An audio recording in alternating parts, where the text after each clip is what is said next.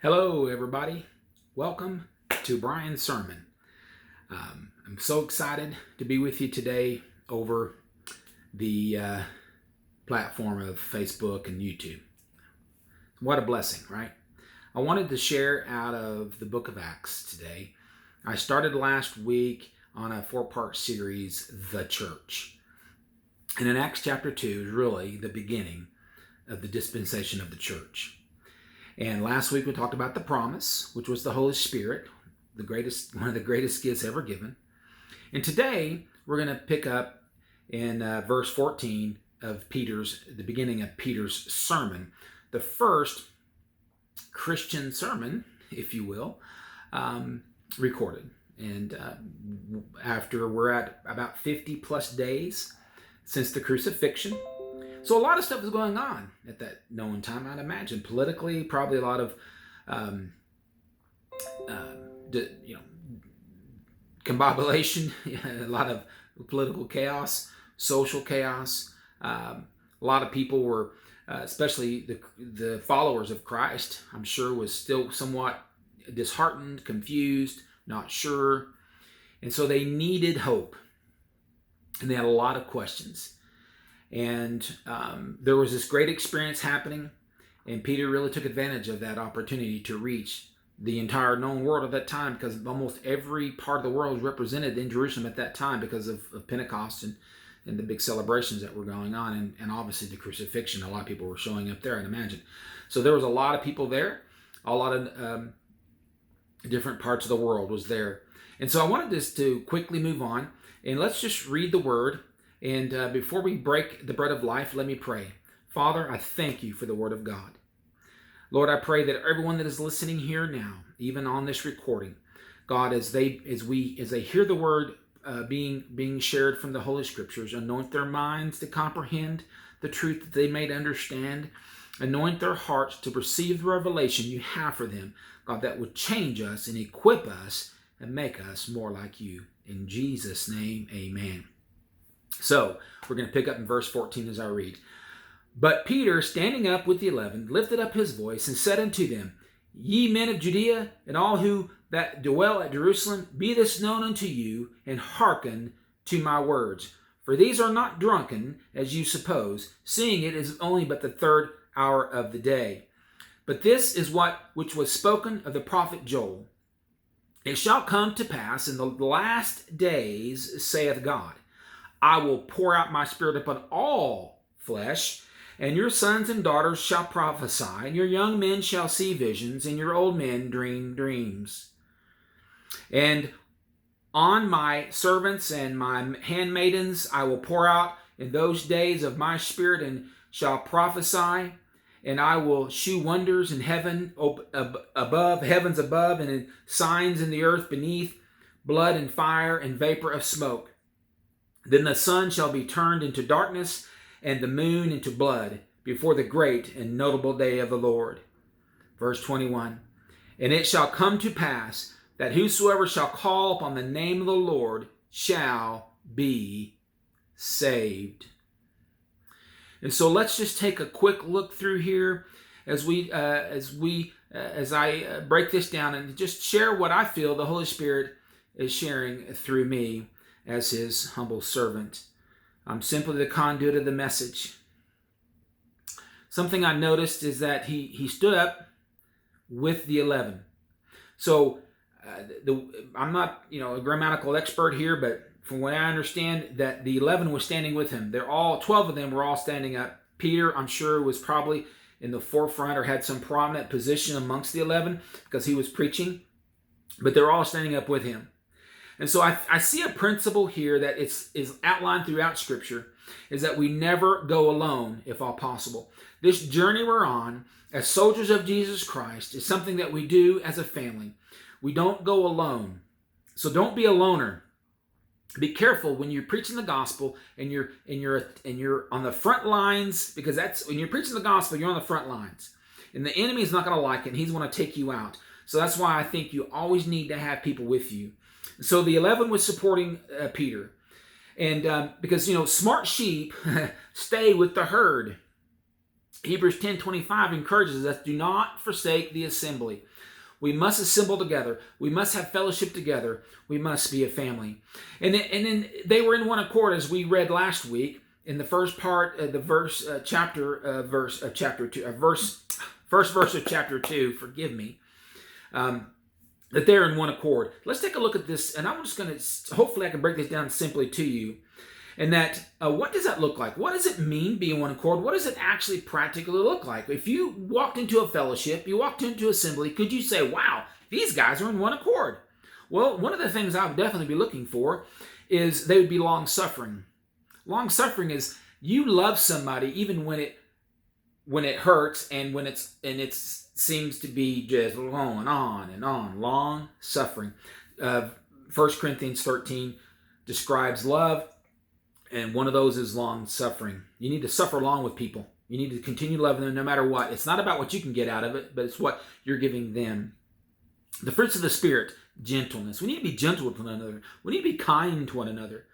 We need to be loving to one another. We need to be at peace with one another. These are characteristics of qualities, if you will, of being in one accord with one another. Galatians 5:22 is the fruits of the Spirit. You can read that. Imagine what God's church would accomplish if we would simply focus on the log in our eye before we try to take the speck out of our brother's eye. That's what we need to do. We need to focus on ourselves, look ourselves in the mirror, and fix ourselves before we try to fix everybody else.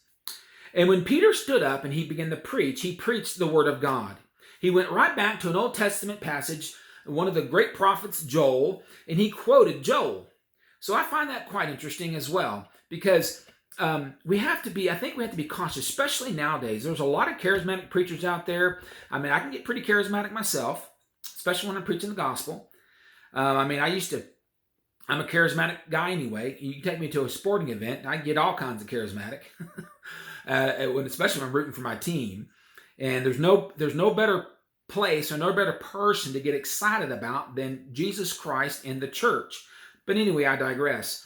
So he stood up and he preached the word for his word. He preached the word of God for his message. So my caution to you today, and again, especially now, there is so much access that we have through media and everything else of these all kinds of preachers. When you have somebody preaching their own words, red flag. Be cautious. Be careful. I'm not saying that that's sacrilegious.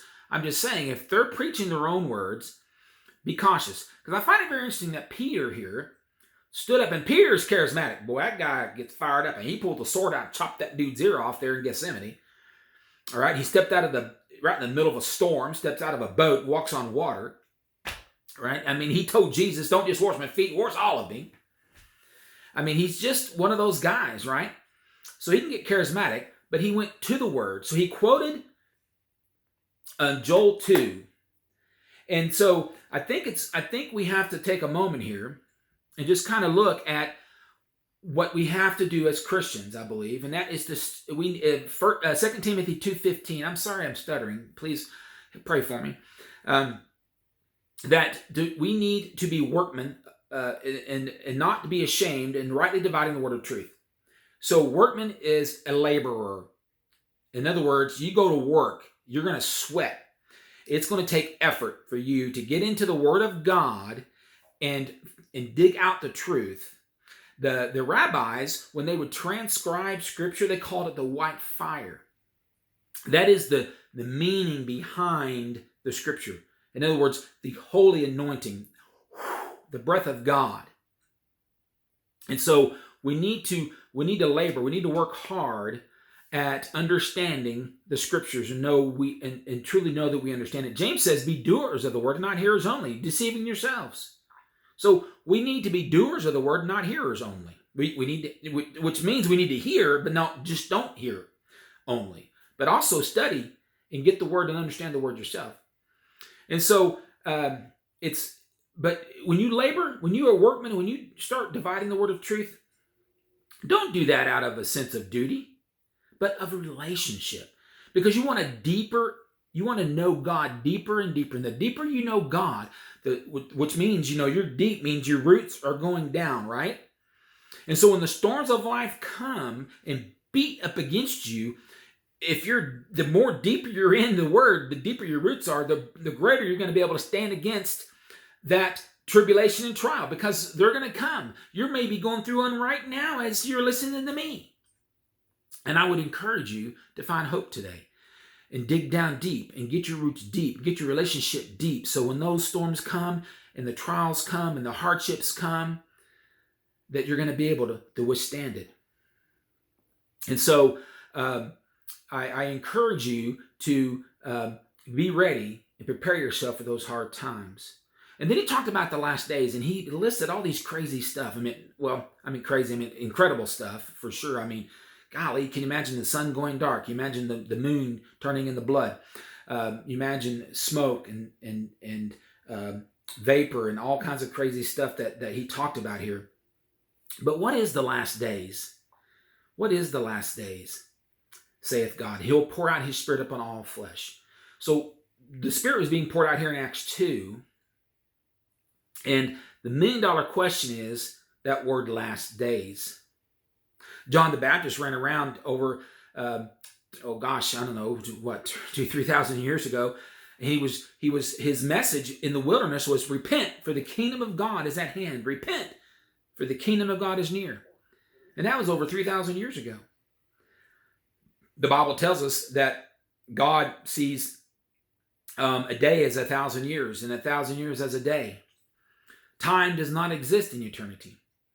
So when is the last days? You need to ask yourself that, because I think it's very important. Is Acts 2, was that the completion of this?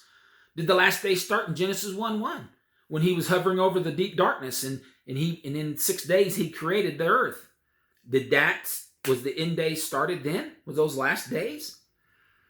1 Corinthians 15:52, he said, I will come in a twinkling of an eye. Matthew 24:36, Jesus said, I don't even know the time. Only the Father knows. I think we don't quibble over a secondary issue. The last days is important. Trust me. Hey, my name is written in the Lamb's Book of Life.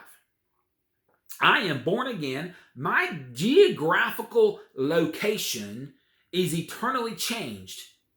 This earth is not my permanent home. I'm only here temporarily as an ambassador of the living God to preach the message of hope and to be a warrior in the kingdom, in the battle, in the army of Jesus Christ.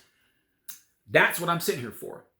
And when I became a follower and a believer, it started my destiny at that very moment to return from whence I came and whence you came.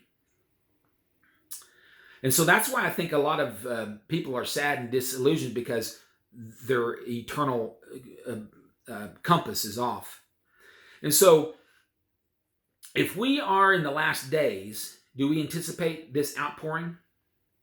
So if Joel 2 wasn't fully completed in Acts, but it is a dispensation, then do we anticipate this outpouring for us when Jesus returns? Because there's not going to be no doubt when Jesus comes. His bronze foot's going to come when the eastern sky is split open, and we see this massive foot come down and land on the ocean, and one of them will land on the earth. There's no doubt that he is coming. And when he rides out of the heavens on his white horse with his sword drawn, there is no doubt. And there's going to be a great outpouring, it says, in the notable day of the Lord. Well, there's an outpouring in Acts 2, there's no doubt, because there was physical signs. I am not an eschatologist, but I believe in my heart of hearts, as I seek the Lord and I pray and I ask God and I seek Him, that we are in the true last days. And I believe, and I am anticipating a great outpouring of the Holy Spirit. But I'm not looking for the gift more than I'm looking for the giver. If He chooses to do these great to turn the sun dark and the moon blood we'll prophesy, and we'll see visions, and he lists all those things there, the amazing things that's going to happen. I mean, it's incredible what's going to happen. Daughters shall prophesy, young men shall see visions. I mean, it's going to be an incredible thing. But seek the giver, not the gift, okay? Because at the end of it, those wonders in heaven, the signs on earth, the blood and fire, the great and terrible day of the Lord, for those that are not followers, it's going to be a terrible day. For those of us who are followers, we're going to rejoice. We're going to join the army.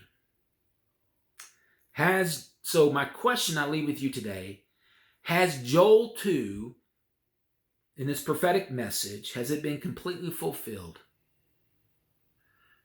And just ask yourself that question. It's between you and God. But at the end of the day, whenever you figure that out, it should draw you to this place.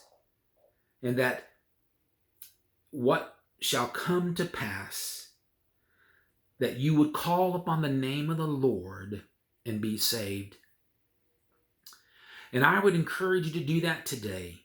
I don't care what position you are in your life. I don't care how spiritual or how much you believe.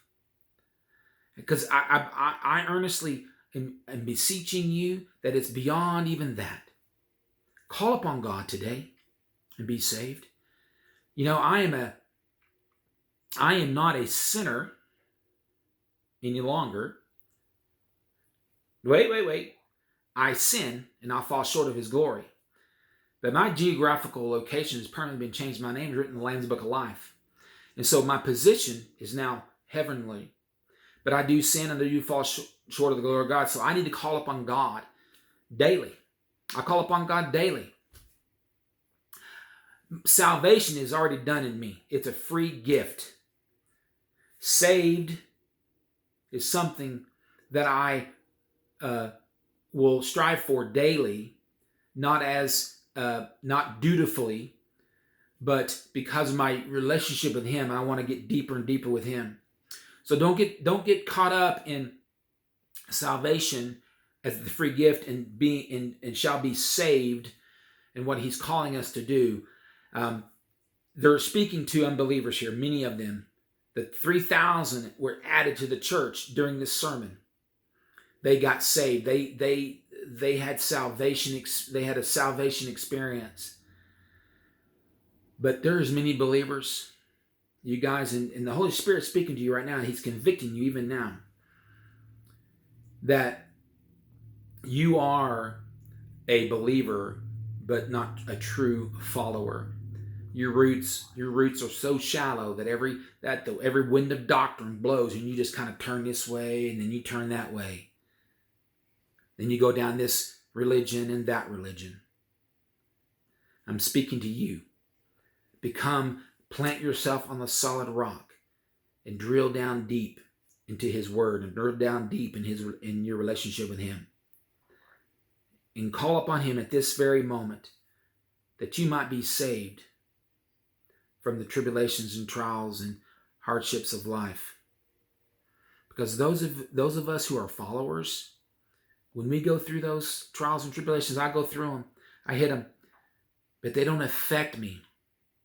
Yes, I struggle at times. Yes, I have difficulties at times, but because of my faith in Him, and I know I have an eternal mindset, like Paul said, it's just temporary.